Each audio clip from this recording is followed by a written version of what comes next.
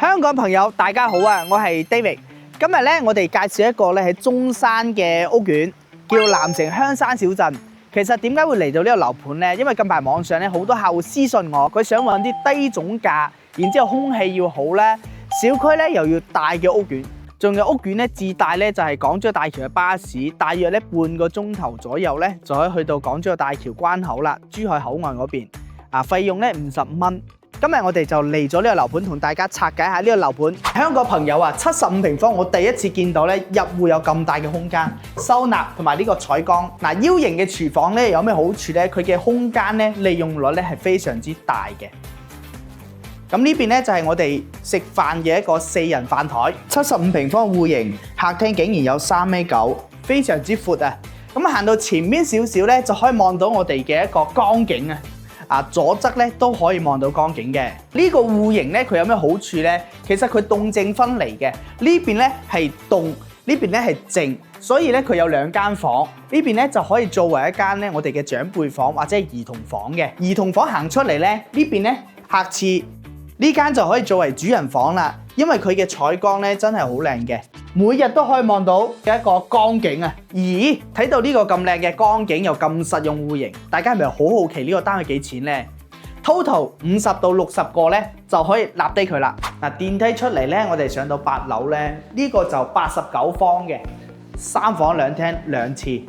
入戶咧呢個位咧可以做一排嘅到頂櫃啦，利用於收納。咁呢度咧就廚房仲有窗嘅。咁出嚟咧就可以見到我哋嘅一個大客廳，望出嚟咧我最中意咧呢個陽台咧真係好闊啊！望出去景咧就可以望到一覽無遺嘅一個江景。咁咧就行翻過去咧睇下間房係點嘅先。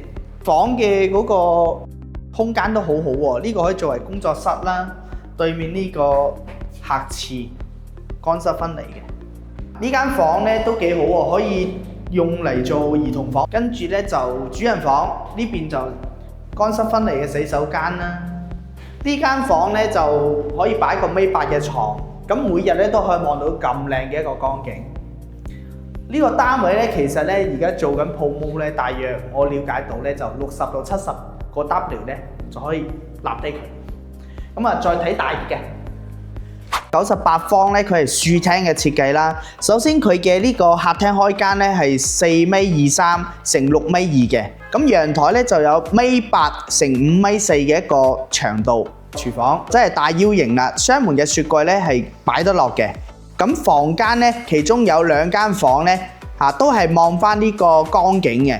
呢個110咧，佢係一個享受型嘅設計。客廳咧係5.2米乘6.4米嘅一個長度。呢個單位設計好好，佢本身陽台咧係1.8米乘5.2米嘅一個設計，但係佢做咗落地窗，令到我哋入到去之後咧，會發現佢呢個單位咧係好闊同埋好深嘅。咁同埋咧陽台望出去咧一大片嘅江景，同埋門口咧就有呢個別墅，將來咧係唔會有遮擋嘅。都好大喎呢個廚房，呢個雙門雪櫃。呢個窗咧，佢採光都好好啊，作為多功能室啦。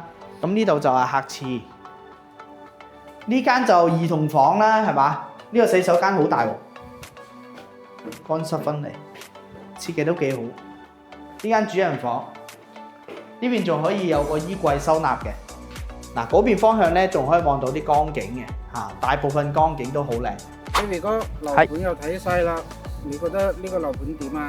其實我個人認為咧，呢個樓盤咧，第一優勢就係環境好，第二優勢咧就係價錢啦。勝在咧，亦都唔需要攞太多錢就可以入手，同埋可以低首付。大家覺得呢個樓盤適唔適合自己咧？可以讓我親身咧，我帶你咧嚟體驗下，你再決定啊！